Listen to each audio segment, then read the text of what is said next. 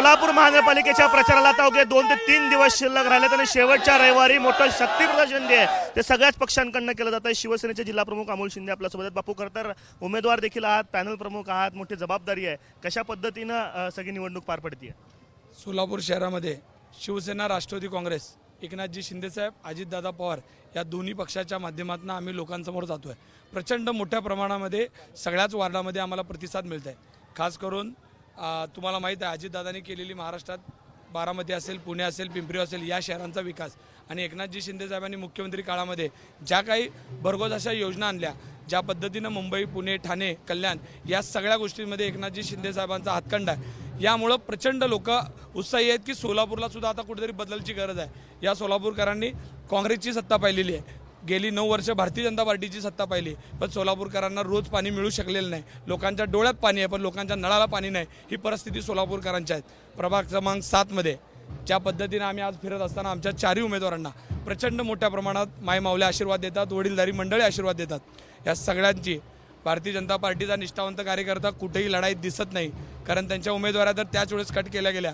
निष्ठावंतांना सोडून उपऱ्यांना आणून आमच्या समोर उभं करण्याचं काम मध्यमधला आमदार करण्याचा प्रयत्न करत आहे. मी एवढंच सांगतो, या सगळ्या गोष्टी करत असताना मध्यमध्ये 1 वर्षाचा आमदार जो आमच्याच जीवावरती गेल्या वर्षी या प्रभागात निवडून आला होता, त्याच्या नावाची 11 मतं या प्रभागात आहेत. असं असताना सुद्धा इथला मुस्लिम समाज असेल, इथला मराठा समाज असेल, धनगर समाज असेल, या सगळ्यांनी त्याला डोक्यावर घेतलं आणि मागच्या वेळेस निवडून आणलं म्हणून ते तिथं आमदार होऊ शकलेले आहेत. आणि आज ते इथं लोकांना सांगतात ना की प्रभाग क्रमांक 7मध्ये मी स्वतः उमेदवार आहे. मला माहीत आहे तुमचा उमेदवार मागच त्यांनी मैदान सोडलेलं आहे. भारतीय जनता पार्टीचे जे काही उमेदवार आहेत ते आता इथली खरी लढाई आमदार देवेंद्र कोटे आणि अमोल शिंदे अशीच असणार आहे. मी माझं त्यांना ओपन आव्हान आहे की तुम्ही तुमची जेवढी ताकद आहे तेवढी लावा आणि मी पण माझ्याबरोबर असलेल्या माझ्या मायमाऊल्यांची, माझ्या वडीलधारी मंडळींची, माझ्या युवकांची ताकद लावतो. गेली 4 दिवस झाला आमच्या कार्यकर्त्यांना बोलवलं जातं आहे, पोलीस स्टेशनमध्ये त्रास दिला जात आहे. विविध यंत्रणेत काम करणाऱ्या आमच्या लोकांना बोलवलं जात आहे, तुझ्या भावाला बदली करून टाकेल, तुझ्या माणसाला इथून सस्पेंड करून टाकेल. अशा पद्धतीनं गेली 8 दिवस झाला आम्ही सगळा अन्याय सहन करतोय.